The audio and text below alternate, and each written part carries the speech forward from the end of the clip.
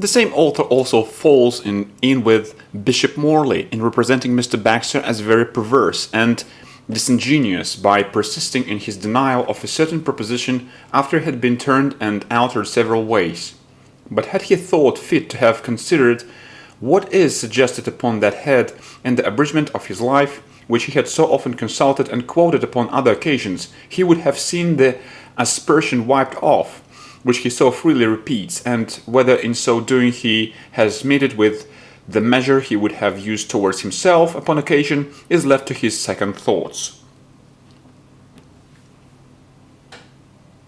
When the King's declaration came out, Mr.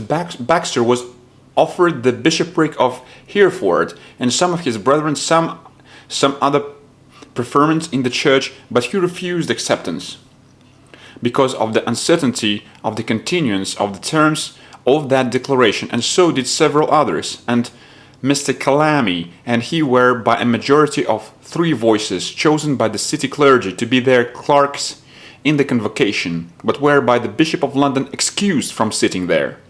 A continuance at Kidderminster was what he had most desired of anything, and he did all that he was able in order to it.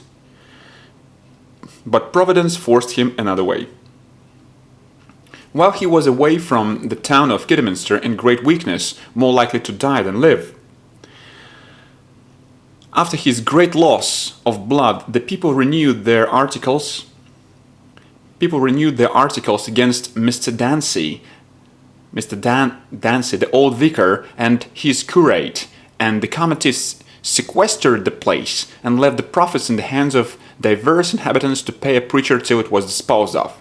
Mr. Baxter, though pressed, would not accept the vicarage, but continued to officiate among them as their minister. He would have taken no more out of the profits of the living than £60 per annum, which the vicar had before bound himself to pay him, but they made it £90. At length the people, fearing someone should get a grant of the sequestration from the committee, went privately and got an order to settle Mr. Baxter in it, but never showed it him till King Charles came out of Scotland towards Worcester, when they desired him to take and keep it, and save them harmless by it, if they were called to repay what they had received and disbursed. After this, the tithes were gathered in his name by some of his neighbors, but he gave them orders that if any refused to pay that were poor, it should be forgiven them, but if they were able, what was due should be sought for with the help of the magistrates with damage, and that both his part and his damages should be given to the poor. When this was known, none that were able would do the poor so great a kindness as to refuse payment. Upon King Charles's restoration, the old vicar was restored. He had before lived unmolested in the vicarage house and had £40 per annum duly paid him. Mr. Baxter would now very willingly have been his curate. Being often with my Lord Chancellor, he begged his favour about a settlement there, which he signified to him he preferred to a bishopric.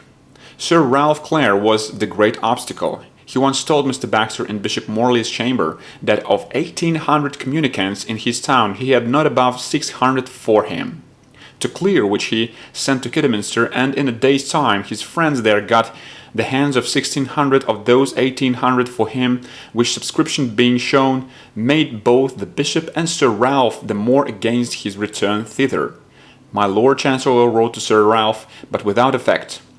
Mr. Baxter, going down thither to make terms with the vicar, he would not suffer him to preach above twice or thrice. He could not be accepted, though he would have preached for nothing.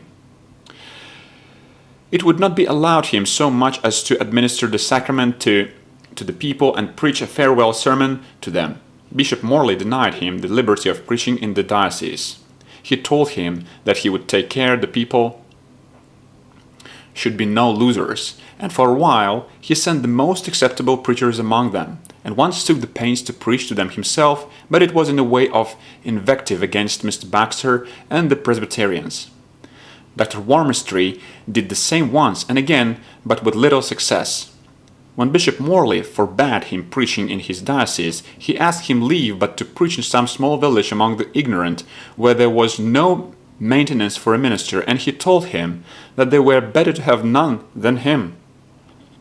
Mr. Baldwin, the minister, was present.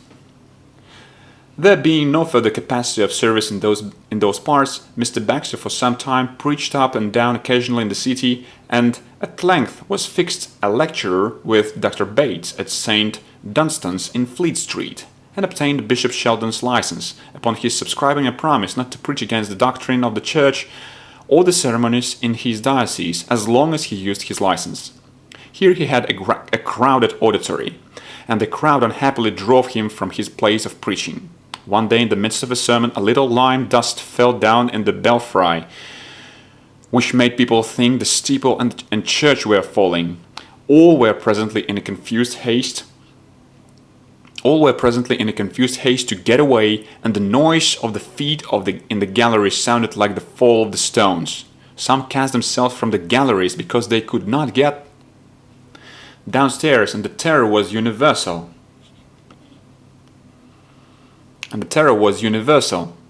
All made such haste to get out that they hindered one another. Mr. Baxter, when the hurry was a little over, with great presence of mind, reassumed his discourse with this remarkable passage to compose the spirits of the people. "We are," said he, "in the service of God, to prepare ourselves that we may be fearless at the great noise of the dissolving world, when the heavens shall pass away, and the elements melt in fervent heat.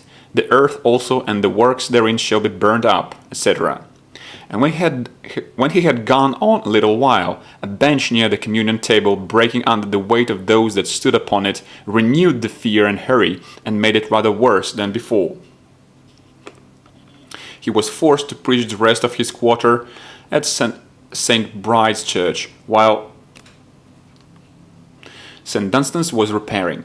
He preached also once every Lord's Day at Blackfriars, gratis, and a weekday lecture in Milk Street.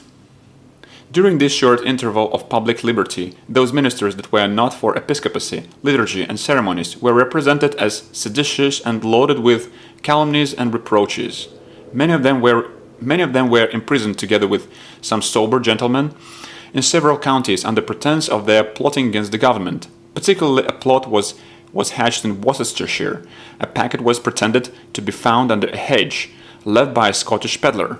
In it there were letters from several ministers, and among the rest one from Mr. Baxter, intimating that he had provided a considerable body of men, well armed, which should be ready against the time appointed.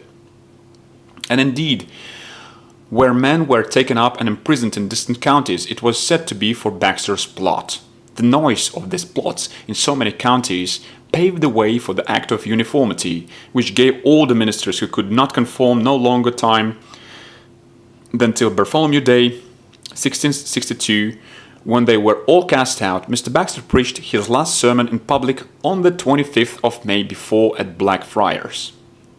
The reason of his forbearing preaching so soon was partly because the lawyers did interpret a doubtful clause in the Act of Uniformity as putting an end to the liberty of lecturers at that time, and partly because he would let all the ministers in the nation understand in time what his intentions were, lest any might be influenced to a compliance upon a supposition that he intended to conform.